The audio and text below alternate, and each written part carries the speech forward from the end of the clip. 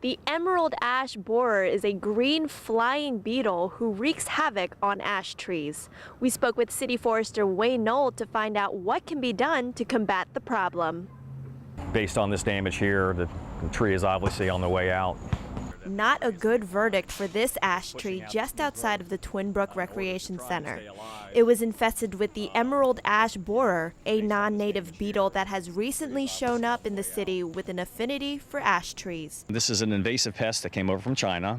It's been in the United States for about 10 years now, and it has killed tens of millions of ash trees across the country. Ash trees are characterized by opposite branching with leaflets as opposed to one single leaf. In order to save your ash trees, look for the early warning signs of an infestation of the green flying pest.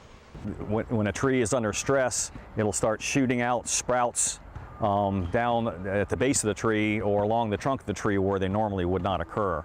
And you can also see dieback in the crown of the tree. Obviously this tree has died.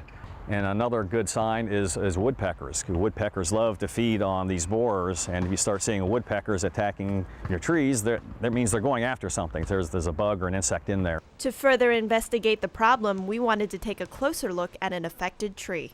We came out and we saw these D-shaped the exit holes. So we wanted to do some further investigation to see if in fact it was emerald ash borer. And by taking off the bark, you can see these galleries, which is basically where the borer is living while it's in the larval stage under the bark, and it kind of crawls along, feeding on the vascular system of the tree.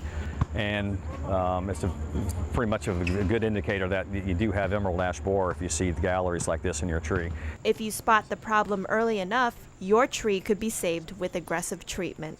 So what they would do is kind of excavate a little bit of dirt from around the tree, pour this liquid insecticide around the base of the tree, cover it back up, and that insecticide will be absorbed by the root collar of the tree and taken up systemically. This is a very safe way to treat the tree where you're not going to have drift, you're not going to get chemicals everywhere. It's going to specifically treat that tree, and it gets to where the borers are pretty fast. The City of Rockville has Parks Maintenance Supervisor Diane Fasolina to thank for spotting the first infestation of the invasive beetle. This is one of the 24 parks that I manage on the east side, and part of what we do with inspections is when you check all the things in the items, you check the trees. And I noticed that there was a lot of decline on the top of the tree, and it made me suspicious. And I decided to do a little bit further investigation. We take a pesticide certification class each year by the state of Maryland to hold your license, and we learn about emerald ash borer. So it just piqued my curiosity, and I thought I would take a look and then bring Wayne out to verify it.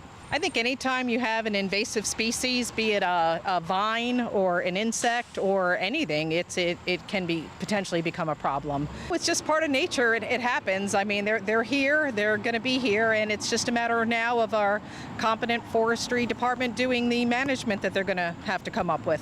Suspect a problem with a tree in your neighborhood or in the city? Consult a certified arborist to discuss treatment options or call the City of Rockville's Parks and Facilities Division at 240-314-8700.